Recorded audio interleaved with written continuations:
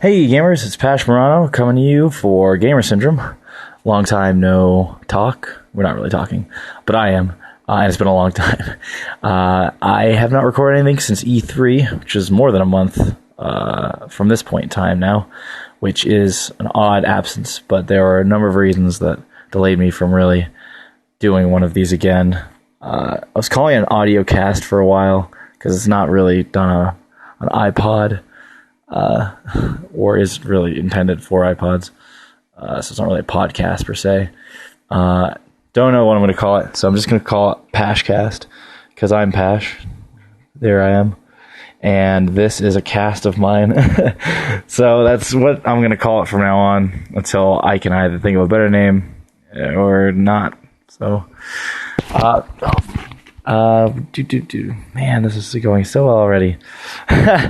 As you can tell, I have no script. I'm just kind of riffing, ranting, effing, jeffing, that sort of thing. I haven't found a better format for this yet, mostly because I haven't been arsed enough to learn how to audio edit, but this will evolve in due time. So right now, just bear with me. I'm getting through kind of the kinks out of this. So I'm not going to directly talk about E3 today, just because there's really so much still to talk about E3. I still have a bunch of interviews I have to get up, which are all really cool. And I have a lot of thoughts to get down, even though I've written some since E3, like my Uncharted article, which is cool. Covered some No Man's Sky stuff. That was rad. Did a dedication for the passing of Satoru Iwata, which was definitely a very sad day. But, you know, the news keeps coming, so you can't stay still for too long. But you gotta appreciate everyone who's helped gaming, including Mr. Iwata. So thanks again, Mr. Iwata. You will not be forgotten. Today's episode, not about any of that, however. QuakeCon just recently happened, and embarrassingly enough, I've caught very little from it, despite being a huge id fan. I was super excited for Doom when it was coming out. Well, it's still coming out. But in its initial reveal, I wrote an article wondering if it was going to maintain its core elements. And after seeing it live at the Bethesda press conference during E3, I am very happy to say it does seem to be retaining what makes it doomy. And being doomy is exactly what we need. There were a couple things that stood out that were maybe a little out of place. Still very cool, like the executions. And not because Doom isn't brutal. I mean, anyone who's played the brutal Doom mod knows that Doom can get awesome in a very bloody way. Not that the original games aren't amazing. Doom 2 is still one of my favorite shooters of all time. But the executions themselves looked like they were going to slow down gameplay a bit, even if they were cool and cinematic and all that. I don't know if details have come out about whether you can turn those off, but hopefully you can, because Doom, the reboot they showed, did look like it had a similar feel and speed that the original games possess, and many games lack today. I don't know why. Just the changing of the times, I guess. Not going to talk about Doom either, though I just did. I am focusing on Fallout 4, or at least one aspect of Fallout 4, because there's really a ton to discuss there. And it was a quote from Todd Howard. I wrote an article about it. This video is linked from the article. I don't know. I would probably reverse link it, though you're getting the gist of it now. So it was a quote that Todd Howard had involving Fallout 4, saying, "We're doing a better job than we've ever done for quest designs." And he was talking about the ways that you can kind of go about solving quests in Fallout 4 and how they've worked on the emergent questing system that you've seen in their prior RPGs like Skyrim and Fallout New Vegas. And he also went on to saying that you can avoid, quote, "You can avoid killing a lot. I can't tell you that you can play the whole game without violence. That's not necessarily a goal of ours, but we want to support different play styles as much as we can," end quote. I really love that quote because Todd Howard is the man. I wish I had actually heard him say it, because his voice is like butter, smooth. But I know that they focus on that kind of stuff. I know because I've gone through Elder Scrolls games non-violently, and it's hilarious and fun and amazing and creative and all the things that you think of when you think of Elder Scrolls. And the same is true for Fallout. I have nothing against Fallout.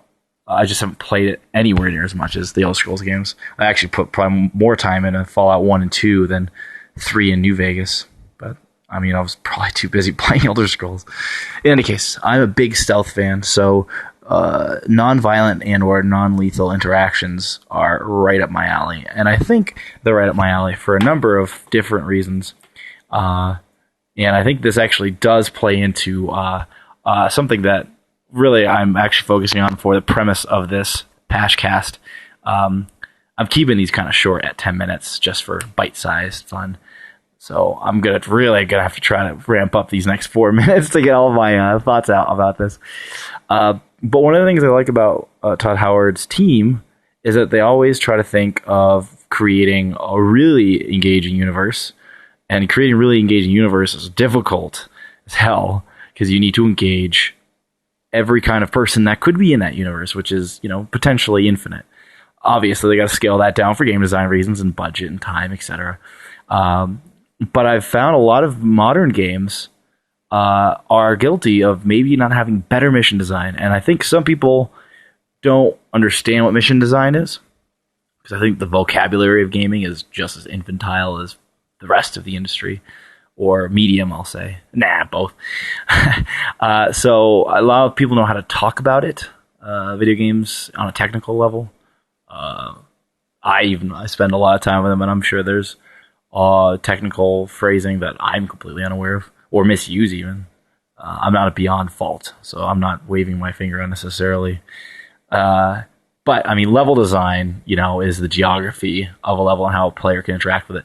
Mission design is how a player will kind of complete quests, how they'll play out, how they can kind of be enjoyed by the player.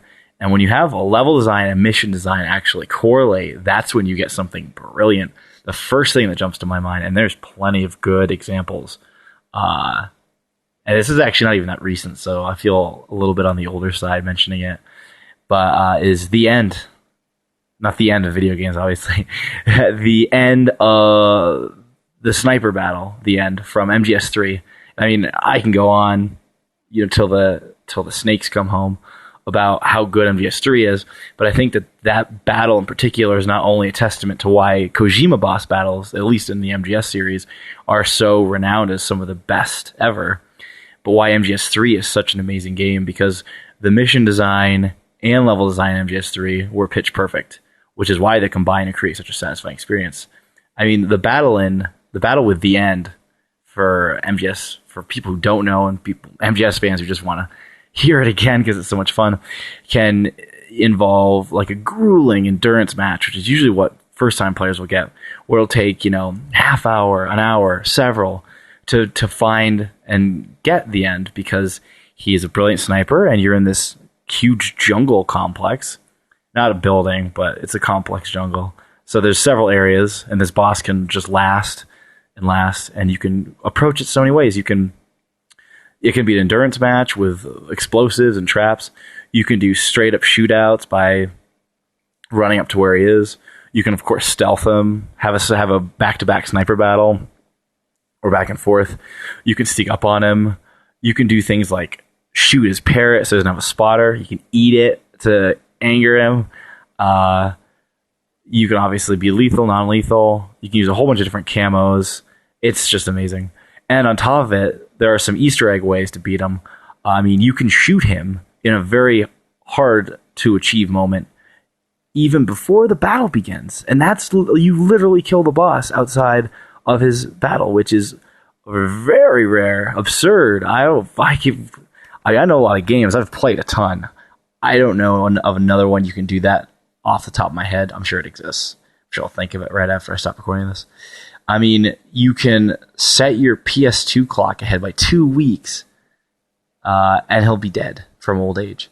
That's the level of... That is brilliant mission design versus excellent level design and how it can interact with the player. And I know that's kind of a roundabout fixation, because we're talking about Bethesda and RPGs and Fallout 4. But MGS knows how to do excellent mission design, or at least for a majority of their games. 3, definitely. So when you talk about mission design and level design, the end boss battle has both. The how you can defeat the end being the mission design, and how the mission plays out within the level that is the jungle, and how effective it is. That also apply. I think I used MGS there as an example too, because Todd Howard in the quote did mention non-violence, and non-lethal run through. He didn't confirm you could be non-lethal, but as I mentioned in my article, many Fallout games you absolutely can, and I feel that's necessary because that's a super easy binary for good mission design, because you already have 2 options. Kill or not kill, and that can affect the outcome of something vastly, at least just in terms of satisfaction, because you can have kind of the brute, aggressive, loud play style that a lot of people are going to totally dig on, who are just playing a game at the end of the day and don't want to think about it. And you have this quiet, thought out, strategic, stealthy option for those who are a little more engaged in the experience or want to think about it more. And they can both get something different out of it. And then if you combine that with like branching storylines, or how characters interact with each other, how the world has different rewards for being good or bad, etc., and you really see what kind of ripple effect, like just a little cleverness in terms of mission design can really mean. And I would define Todd Howard and Bethesda as more than just a little clever, which makes me think that their work on emergent quest design in Fallout 4, and to that point, just a simple binary of giving players just even 2 options of killing, non-killing, is going to make a big difference in how Fallout 4 is going to be a massive game. Let's see where we are here. Well, I actually went over by 2 minutes for my 10-minute mark, so this is probably a good place to end it.